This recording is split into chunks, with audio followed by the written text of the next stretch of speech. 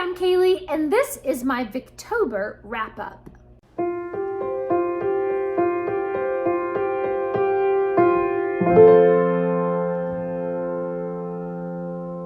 I have enjoyed this Victober so much. I got to read so many great books from the Victorian era. But before we jump into the Victorian reading that I've been doing, I'm going to reach back here to our Booktuber shout out book, and we're going to shout out somebody randomly. And today's shout out goes to Mystery Date with a Book. So I will leave a link to their channel down in the description, and be sure to go and subscribe to them. And if you haven't already, please do subscribe to this channel and give this video a big thumbs up if you love Victorian literature. Victober is hosted by Katie at Books and Things and Lucy from Lucy the Reader and the delightful Kate Howe. So of course I will leave links to their channels as well down in the description, and you can go to their channel and find out all the information about Victober. So this year we had several challenges for Victober, and I'm quite proud to say I did them all. For once in my life, I actually did all the challenges. The first challenge was to read a Victorian novel with a female main character, and I read Emma Brown. And then you had to read a Victorian novel set in the countryside or in the city, and I read Wuthering Heights. One of them was also to read aloud a section of a Victorian novel, or have it read aloud to you, or we do an audiobook. And for most of Wuthering Heights, I listened to an audiobook. You had to read a Victorian sensation novel, and I read The Island of Dr Moreau. And you had to read a popular Victorian novel, and I read Dr. Wardles School. So Wuthering Heights was a reread for me, and I participated in the Wuthering Heights read-along, and I'll leave links to that down below as well. I've already done a really lengthy review on why I super hate Wuthering Heights. It's just not my cup of tea, but I can really admire the story structure, the writing style, the complex characters. Like, it's actually a very genius, well-written book, but I just don't like it.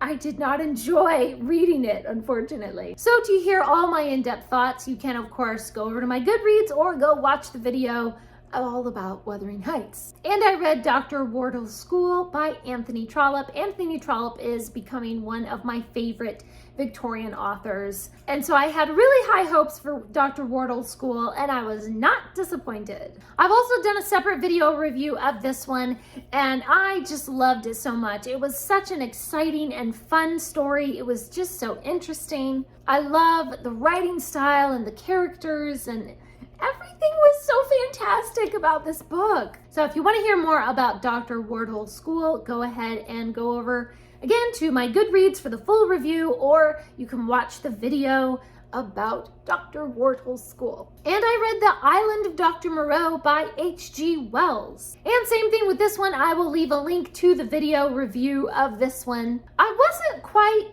so impressed with this one. I do like H.G. Wells's writing style. I feel like it was a good story, and it gave me that sort of creepy crawly kind of feeling, you know, a little bit scary but not too scary. But I didn't really connect with any of the characters. It was just sort of okay, scary story, ah ha ha.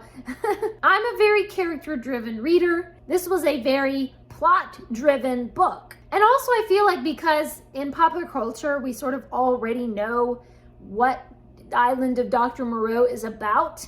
And so there wasn't really like a big suspense and then a big reveal and everything, because I already pretty much knew what it was about.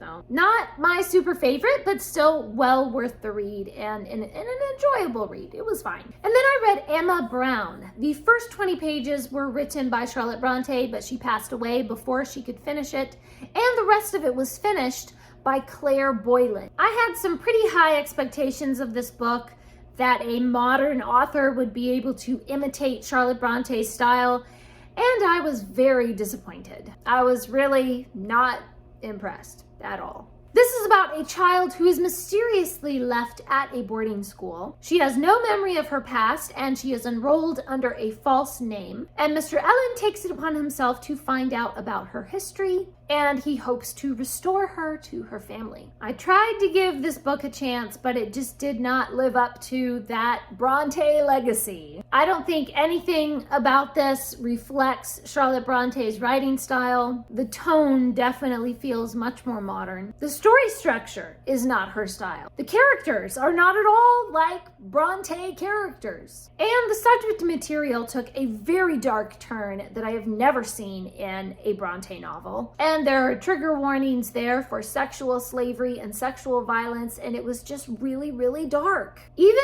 separate from any high expectations that I have from a book that isn't in any way connected with the Brontes, I just didn't like the story. Even if you just take it as a story on its own, I still didn't like it. The story just isn't that great. I liked the characters well enough. They are complex characters and they are interesting, but the subject material and the structure of the plot were just not the best. I ended up giving Emma Brown 2 stars. There was actually a different author, modern author, who took those first 20 pages of Charlotte Bronte's and tried to write a story, to continue it. And I liked that version much, much better. So if you're wanting to, read this little snippet from Charlotte Bronte and then see how someone has continued that story, I would definitely recommend this one, not the Claire Boylan one. And those are the books that I read for this Victober. Please leave me a comment down below and let me know, how has your reading gone